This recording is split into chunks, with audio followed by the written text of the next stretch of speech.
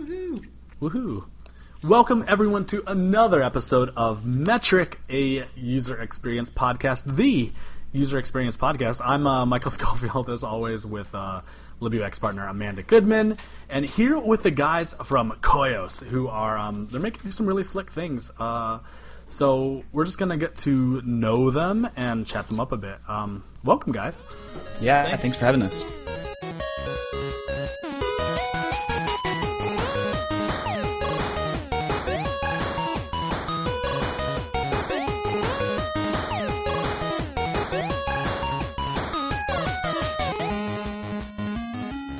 We're talking specifically to Trey and Steven. Can you guys just take a moment and introduce yourselves and maybe talk about what it is you do?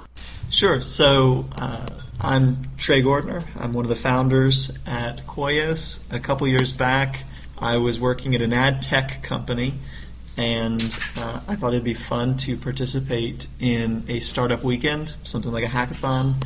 And I pitched this idea that had been in the back of my head for a while, for a browser add-on that checks the library for you, and it ended up winning the competition. And from there, I met my, one of my co-founders, Ralph, and that was really the beginning of a company that wants to do cool stuff in user experience for libraries.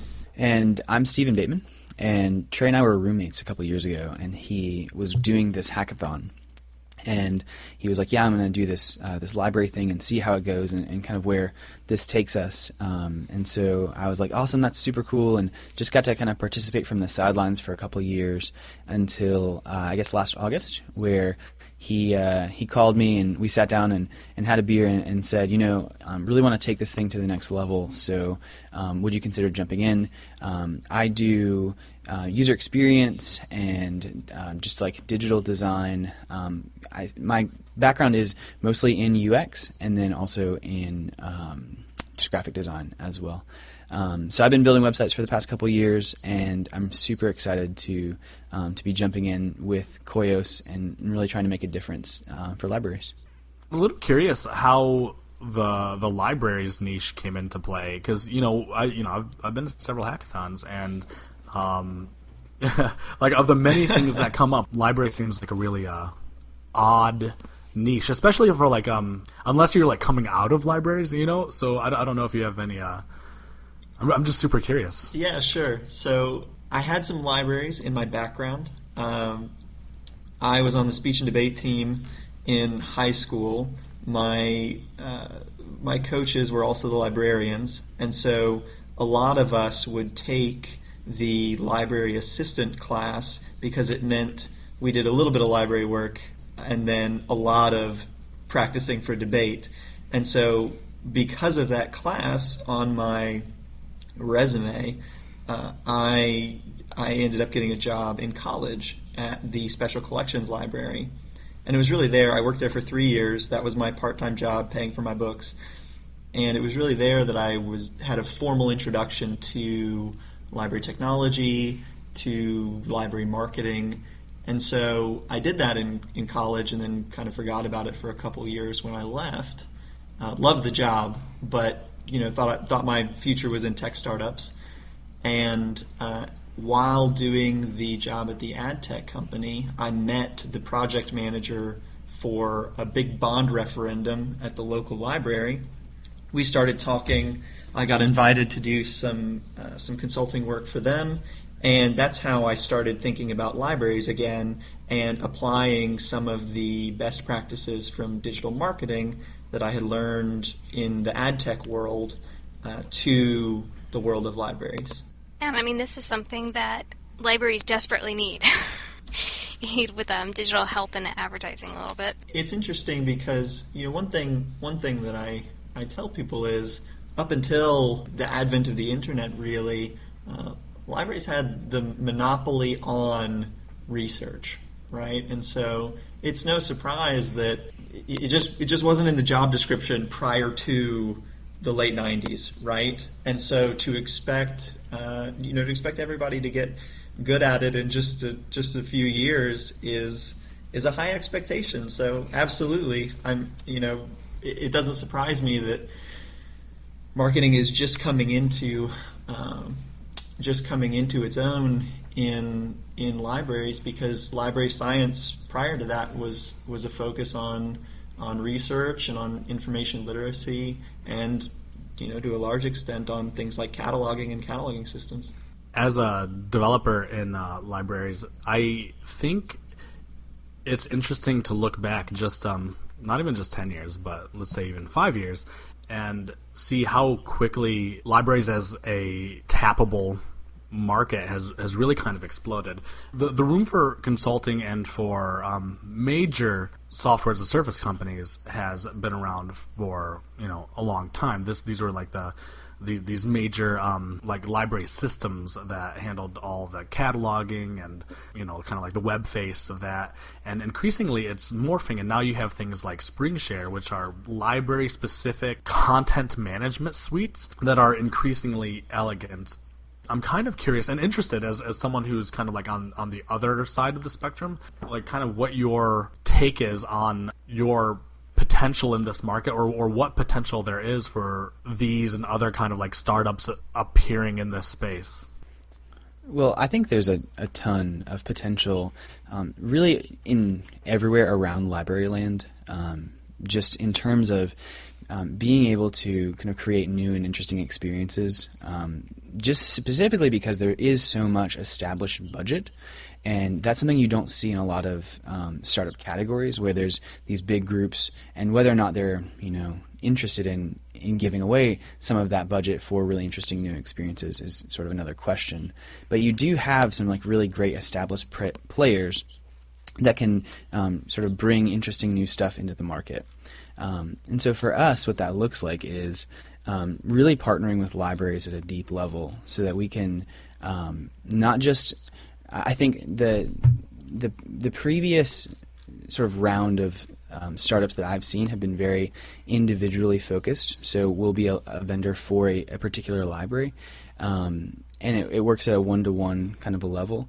But I think the really exciting part for us is to really bring libraries together so that there's sort of an economy of scale that happens where 100 or 1,000 libraries all get together, and the service gets better over time as a result. So I think that is something I haven't seen in libraries to this point, and something we're really excited about.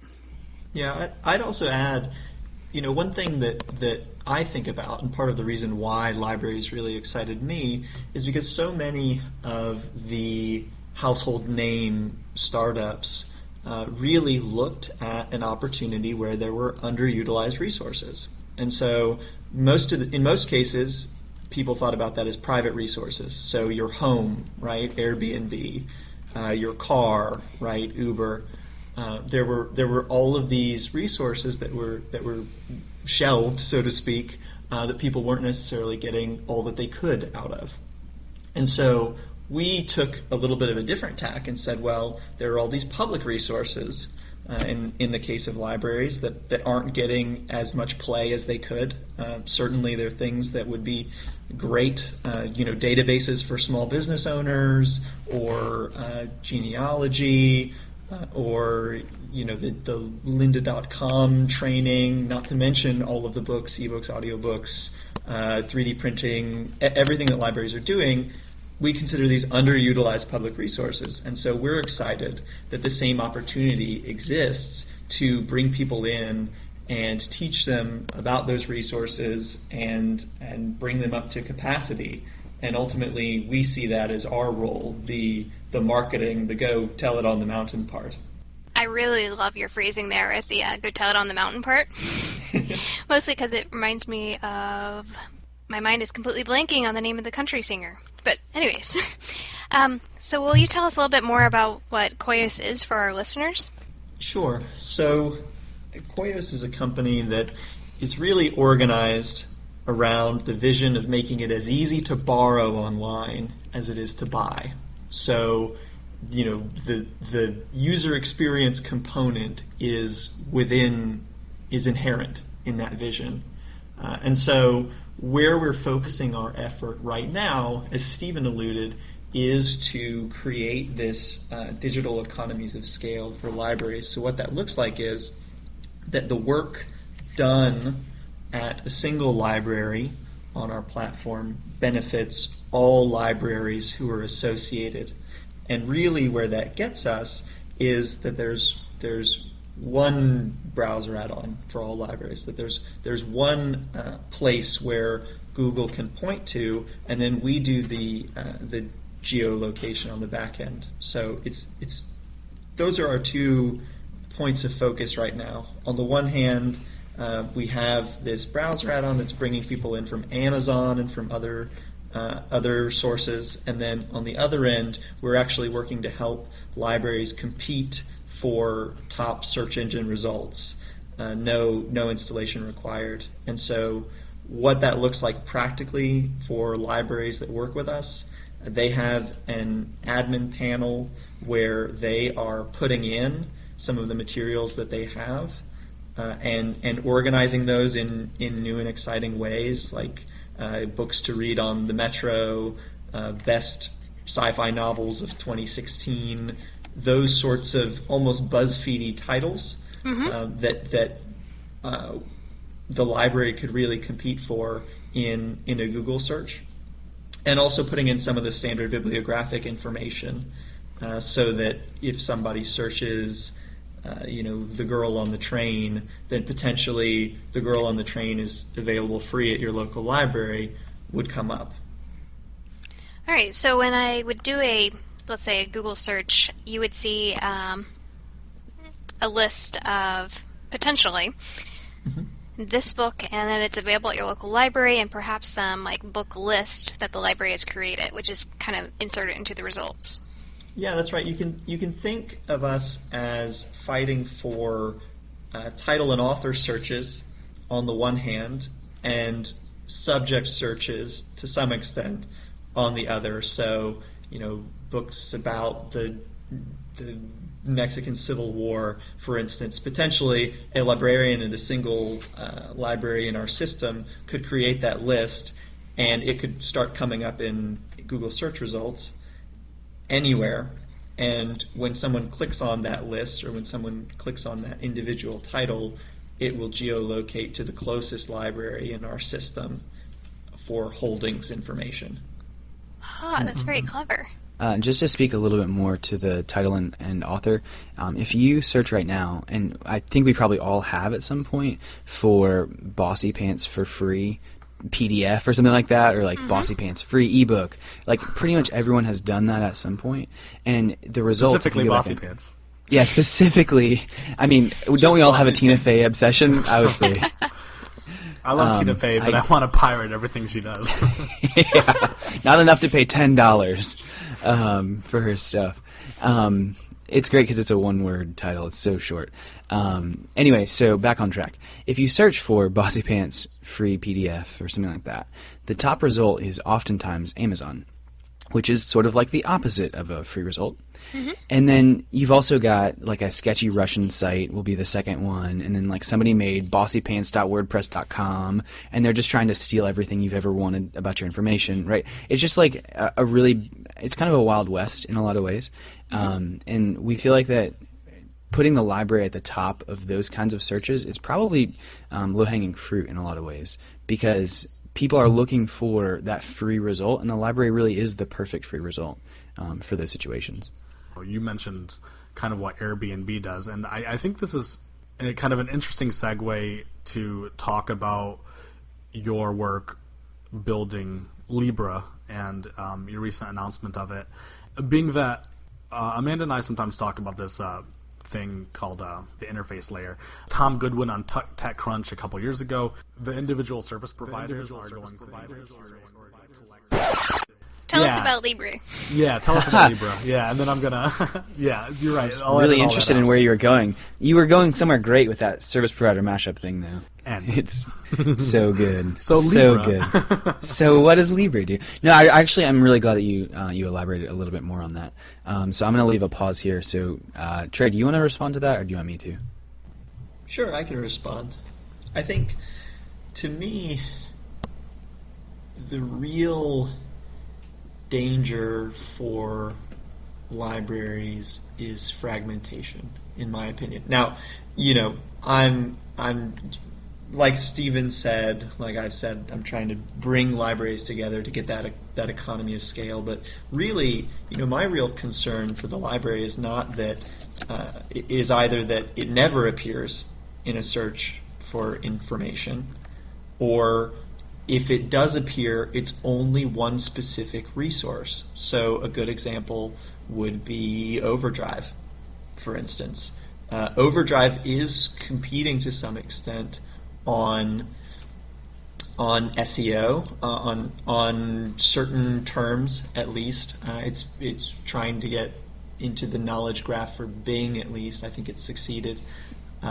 So that to me is the real danger for libraries, which is if people come in and they only see one small collection or one small part of the multivariate whole that is the library, and they come to depend on that particular section, and it's their only experience with the library, because that's exactly the opposite of what the library and what librarians are about, which is helping you to find the best resource for your particular need and collecting things from many different sources.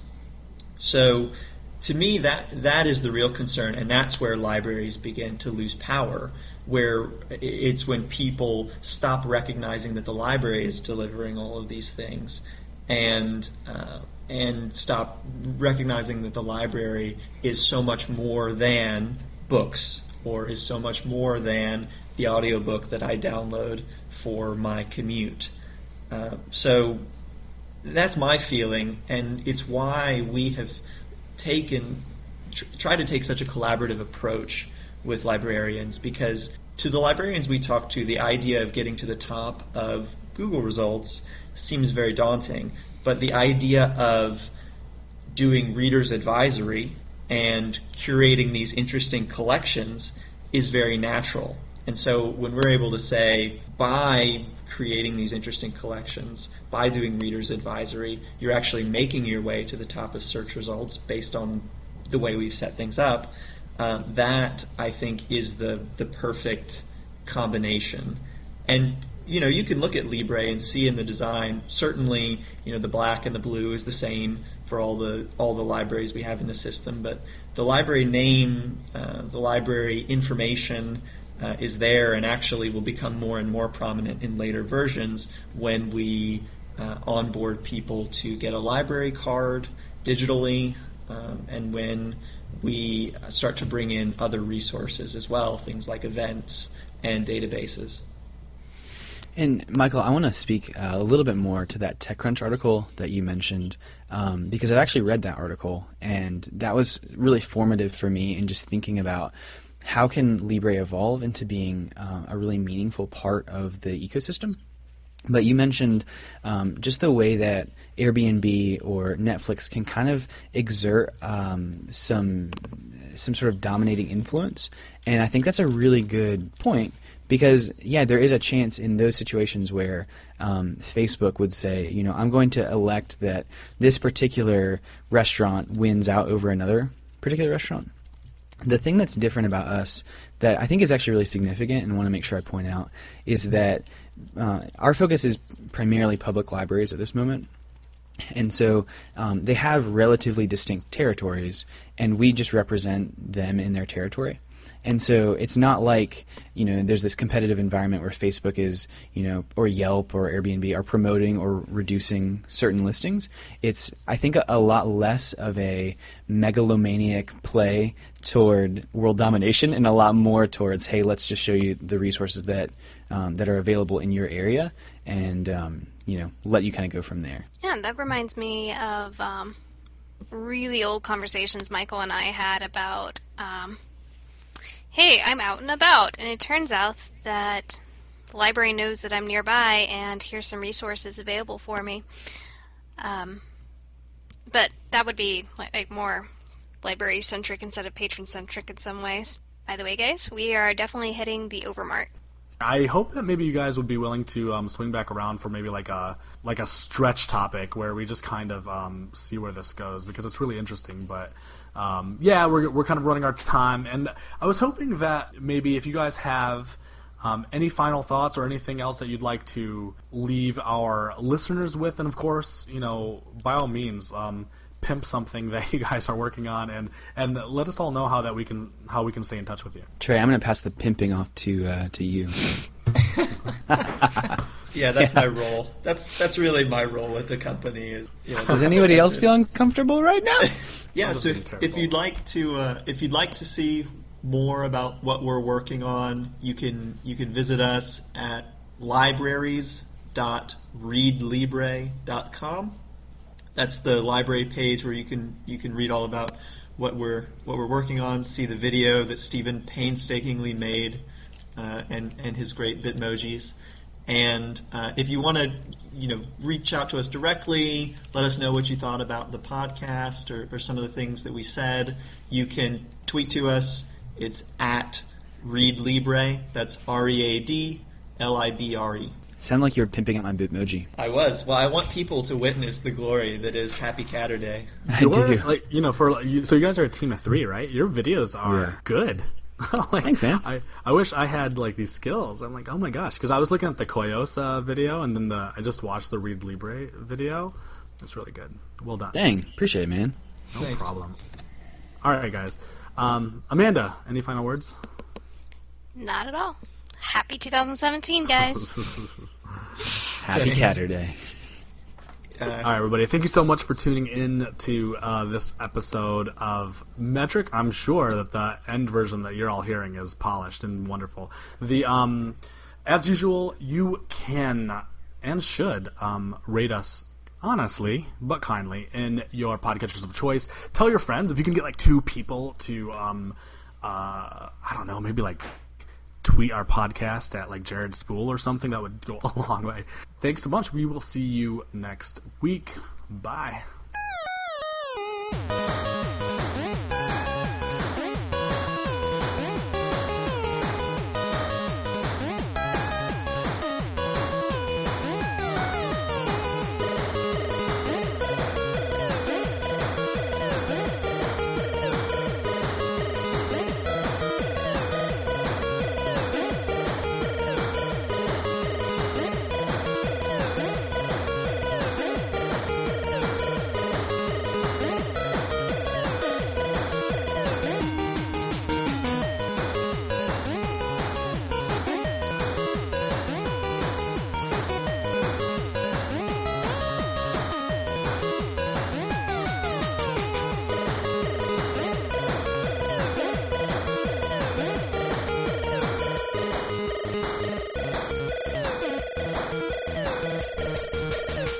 Oh no, I lost the stop button.